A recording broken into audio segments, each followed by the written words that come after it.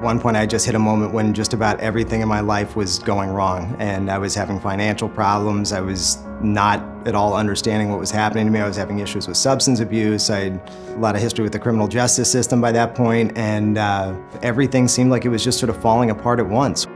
There's a reason they call them the invisible wounds of war.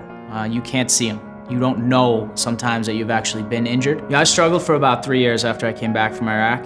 A family member had sort of just said they didn't think I was behaving the same way that I had been before I left. It was really hard to make that first kind of call for help. For the first time in 3 years after I came home, I started to feel as though I was on a path to recovery and wellness. I found that over the phone, people are much more uninhibited and they will open up to you much more quickly because it is more anonymous. It takes a lot of bravery and courage to reach out for assistance. What's important about our role is that we can encourage the person to keep going and to keep getting the help they need. Both returning veterans as well as veterans from previous wars face significant behavioral health challenges. Veterans and their families need support in dealing with these emotional issues, but oftentimes their needs aren't met. It's critical that we as a society address these psychological wounds of war that wreak havoc on veterans, families, and communities. Well, war is traumatic.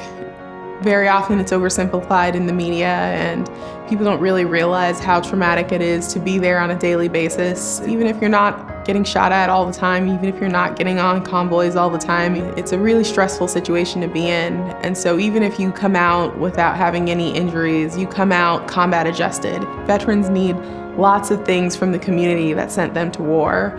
We need people to care about us, not just when they see that many of us have died in the news, but when we're walking among you in the streets and when we apply for a job and you see on our resume that we were in the military, we need you to care that what we did was important. Veterans really are one of us. They're young people, they're older people, there are family members, they're people that we know. We need to make them feel again like they are part of our families and part of our community. MHA over the years has honed its ability to be there. What's so unique about our workers and their dedication is not just the millions of calls we respond to.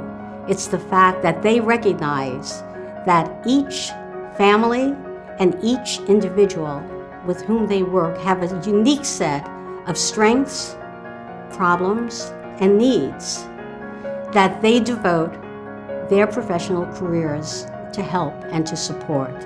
Where there is help, there is hope. Where there is help, there is hope. Where there's help, there's hope. Where there's help, there's hope. Where there's help, there's hope. Where there is help, there is hope. Where there is help, there is hope.